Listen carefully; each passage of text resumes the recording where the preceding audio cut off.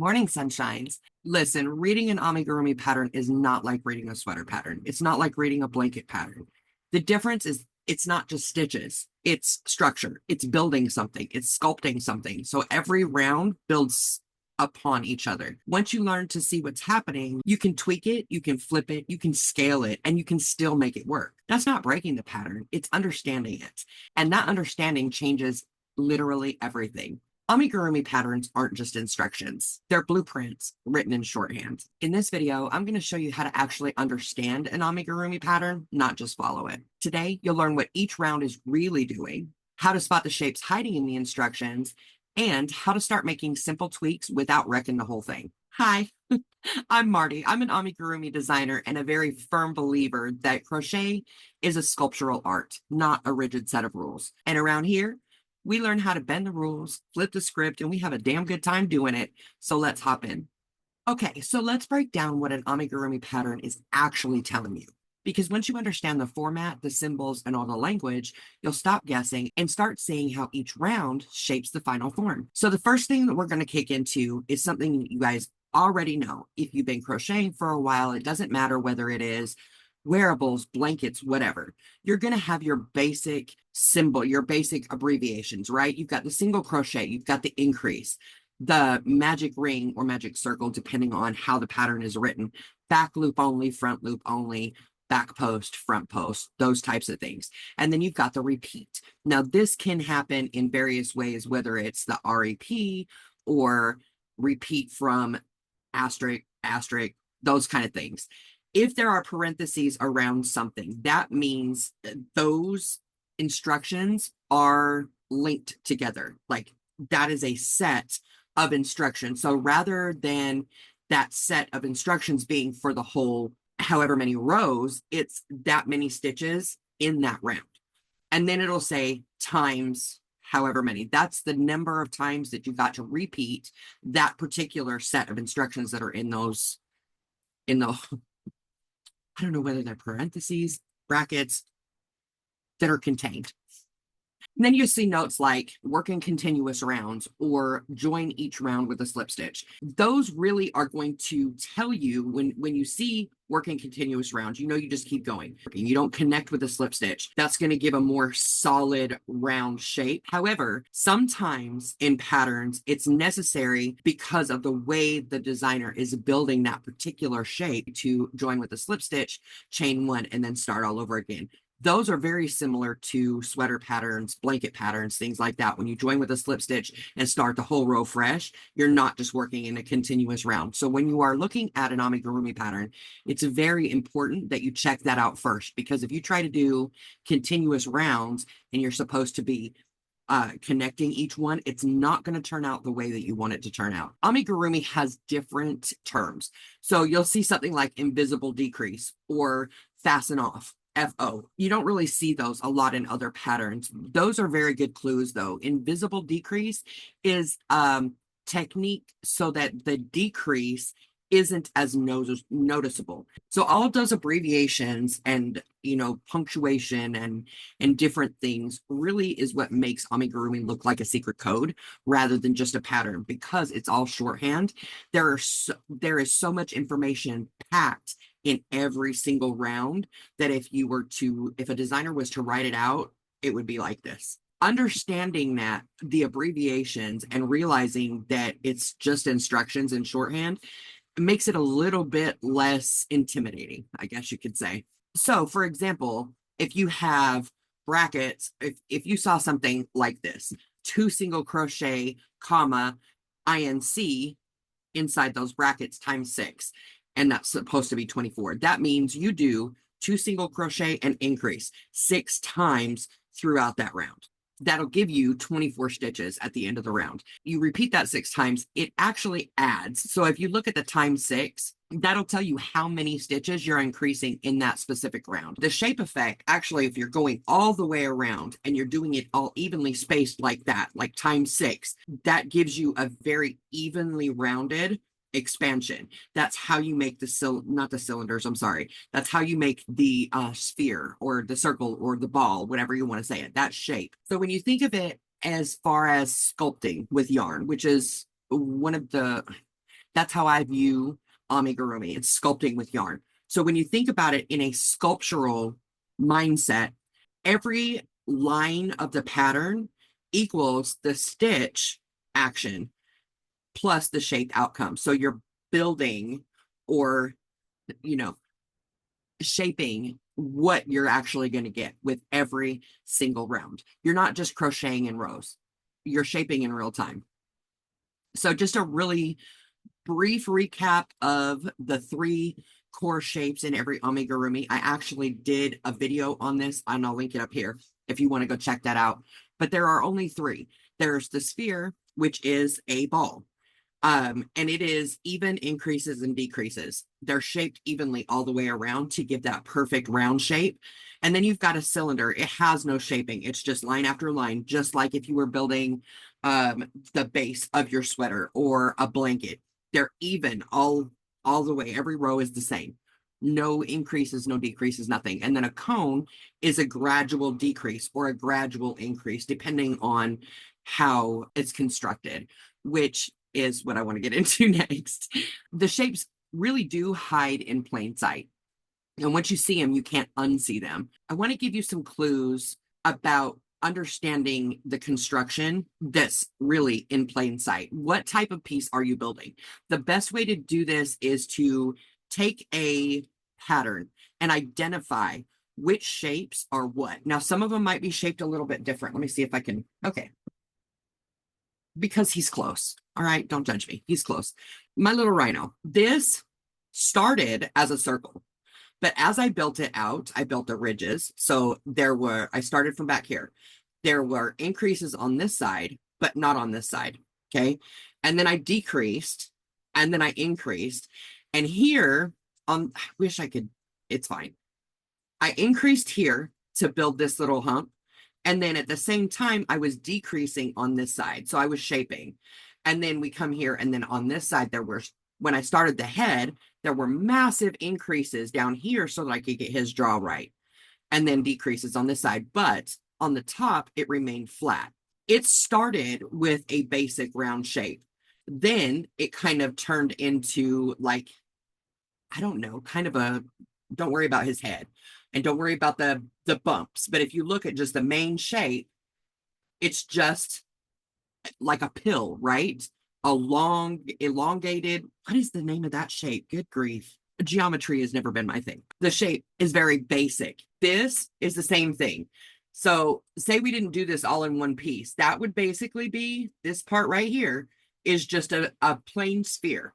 This would be more like a cylinder attached to that. So if I wanted to, I could have made this in 3 different pieces. Just the basic body. Instead of a sphere, I would add many, many, many, many rows of just one, without increases and decreases. And then this, it would have been the same way. Add a sphere, stick it to the body, add a cylinder, stick it there, and there we would have had the basic body shape without all the excess stuff. So there are shapes hiding in plain view, regardless of what the pattern is. When you're reading the patterns, kind of know, are they starting from the top and working down? Are they working from the bottom and going up? Or are they starting sideways? This was more of a sideways kind of thing, because even though I started back here, I was working this way. So I was working sideways. And when you start noticing these things, it really kind of helps you spot shifts in the stitch rhythms. Oh, okay, well, this is what we're doing here. Oh, okay, this is what we're going to do in there. When you see sudden increases, that signals a shape change. Like I was showing you on the rhino, when I did massive increases to do his jawline or to do the ridges along his back. Those sudden increases signal a shape change. In reverse, also, if you see sudden decreases, that just means they're working in. So increases work out, they expand, decreases bring it all in. So when you try to analyze any pattern like this, you're not just following the instructions, you're translating the form. Patterns aren't sacred scrolls, they're blueprints, they're instructions. And now that you know what you're reading, let's talk about changing it up. You don't need permission to tweak a pattern, you just need a plan. The biggest lie in crochet is that changing a pattern is going to ruin it.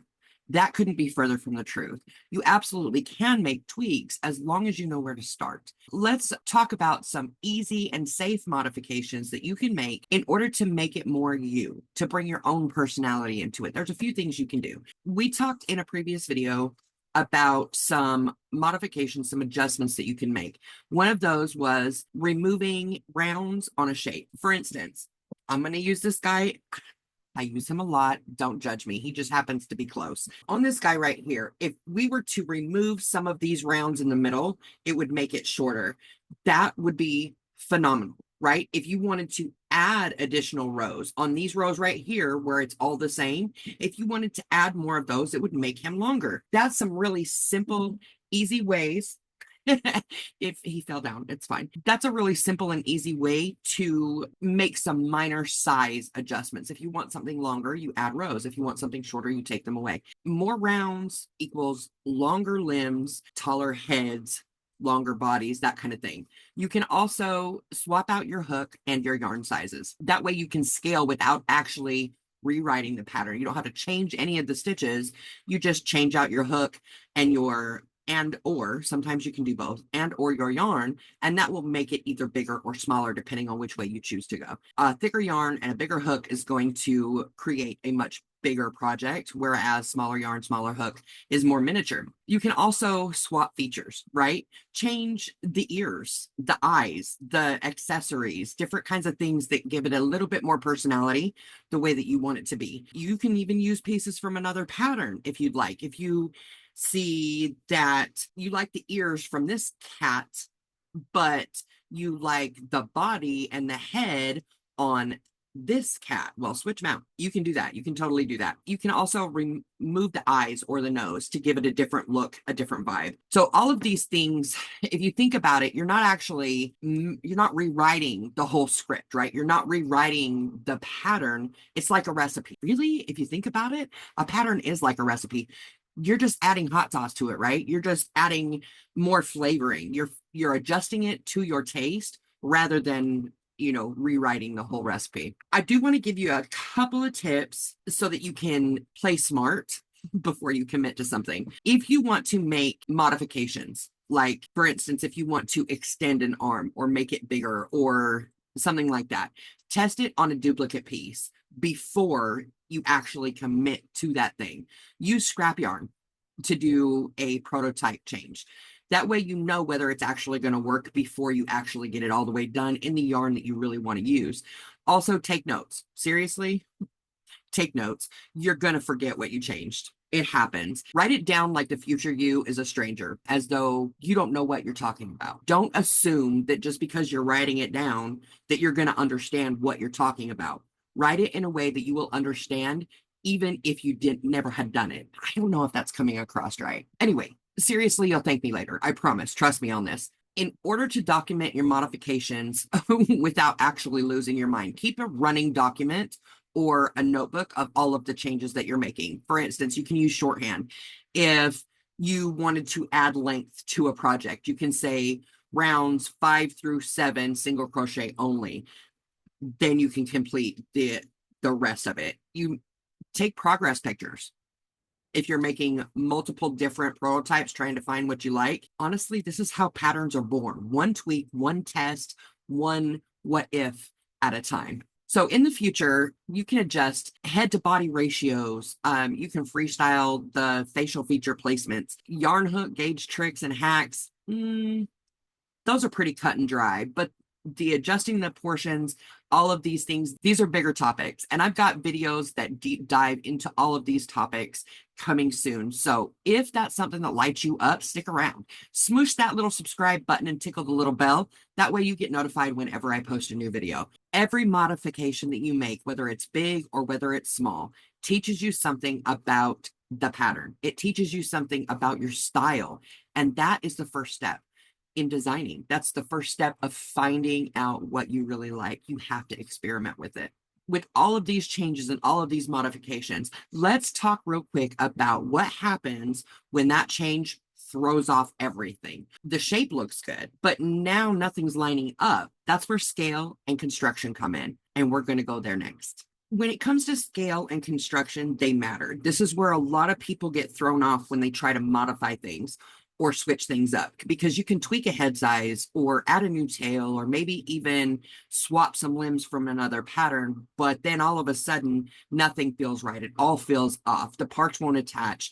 They don't sit right. And there's some things that you can do if the vibe of what you're trying to create isn't exactly what you wanted to create. With you being the artist, if you want a great big head and an itty bitty body, there's nothing wrong with that. It is your project. It is what you want. It's your vibe. It's your style. But if that's not what you're looking for, and that's exactly what you got, scale really comes into play.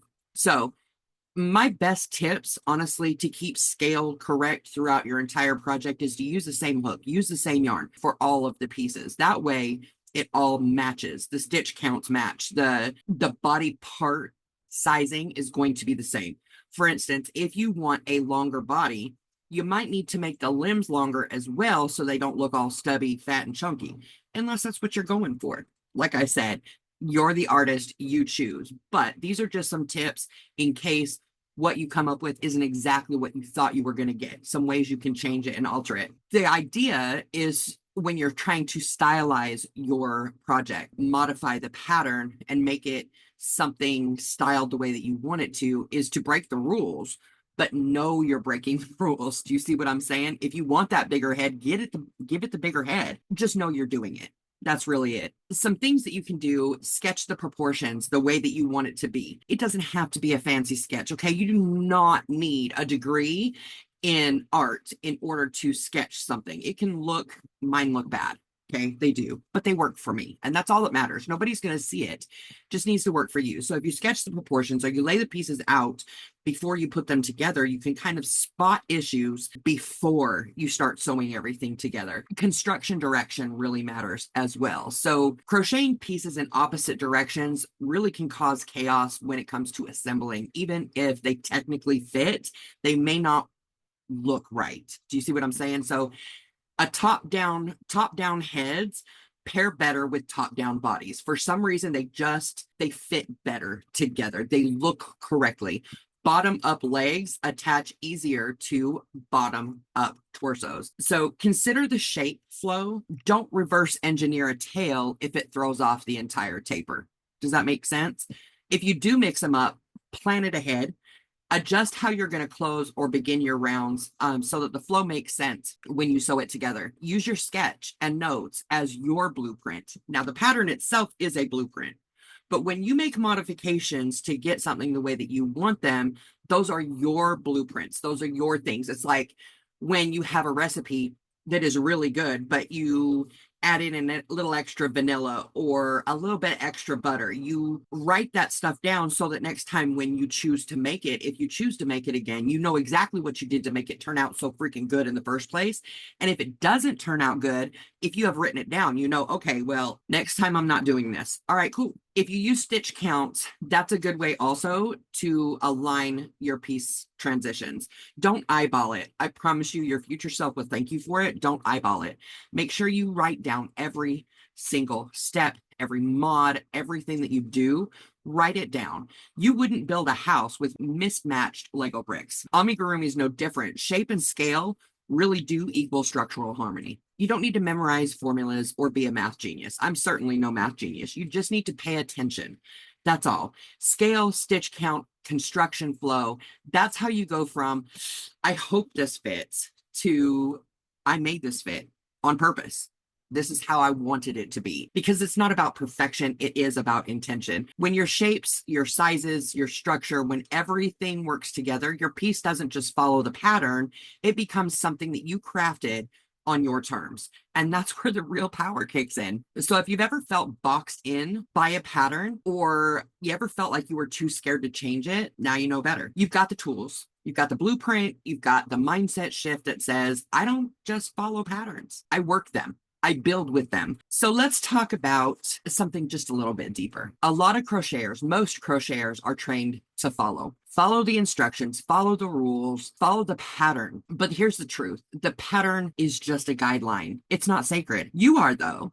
And what you want is really more important than what that pattern actually says. It's a guide. Amigurumi isn't a test that you pass. It's a language that you learn to speak fluently. And sometimes it takes time. Don't judge yourself by somebody else's progress. It's a skill. It's that fluency that comes from playing and tweaking and breaking the rules on purpose. That weird thing that you tried out that didn't work, that was a lesson. That wasn't a failure. It was a lesson. That limb that you placed a little off center, but you kind of loved, that was your style starting to show up. Design doesn't start with perfect ideas. It starts with curiosity. It starts by asking, what if I try this? Let's see what happens. Those are good things. Take notes. Use stitch markers. Write down what you do, what changed, why. You're not just modifying, you're learning what you like. You're learning your own preferences. That's how you stop just making things and start owning them. You're not breaking the rules. You're building fluency. And every experience that you make amplifies your creative voice, making it louder, making it clearer, bringing it up to the surface because it's there. It's hiding. It's right there in plain sight. So listen,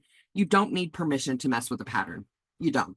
You don't need to memorize formulas or speak crochet Latin. You do need a little bit of structure, a little bit of strategy, and the guts to trust your instincts. Every tweak that you make teaches you something. Every stitch that you shift on purpose builds your confidence. And one day, without even realizing it, you're going to stop asking, can I change this? And start saying, hey, would this be better if? That's not rebellion. That's fluency. That's you leveling up. So now that you're starting to flex those modification muscles, let's take it a step further. What happens when you mix and match parts from different patterns? We talked about that earlier. Can you actually combine designs without creating a total disaster? Absolutely. So next week, we're going to dive into all that chaos in the best way possible. You bring the ideas, I'll bring the strategy, and let's make some amazing creations. Go ahead and hit subscribe if you haven't already. Grab your notes, and I'll see you next week.